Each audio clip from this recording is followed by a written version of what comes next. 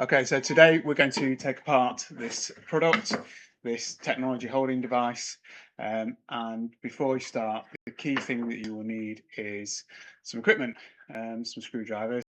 I've got a flathead screwdriver and I've got a Phillips screwdriver, a slotted screwdriver to help me take apart the screws.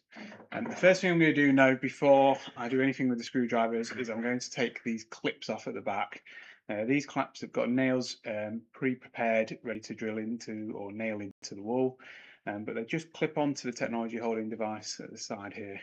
So very carefully with my fingers, I just need to be aware that they're sharp. I just need to twist that out and put it to one side. I'm going to put that out of the way of the camera.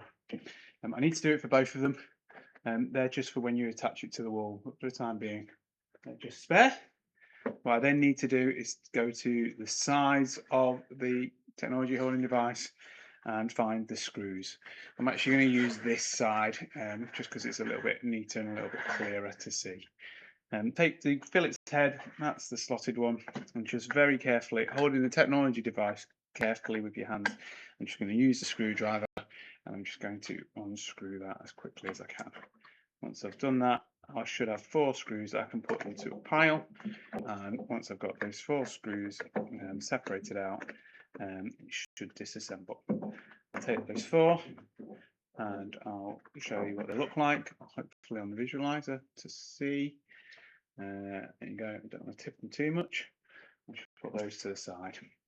I'll do the other side as well. I just need to turn it around and carefully use the screwdriver to disassemble it.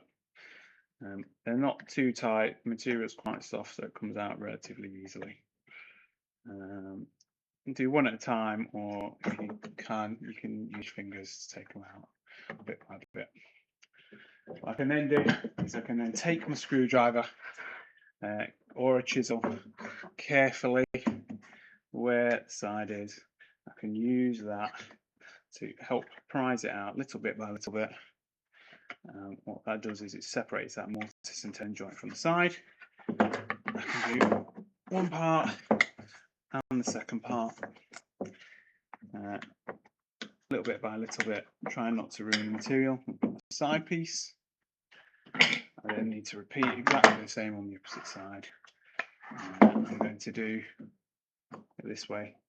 If I hold the platform in place, just use that to maneuver it out. I've then got a platform, and I can do the same for the last part. So I've separated each of the pieces.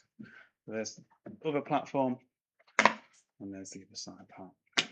And what I've got is all my pieces laid out, ready to reassemble when necessary.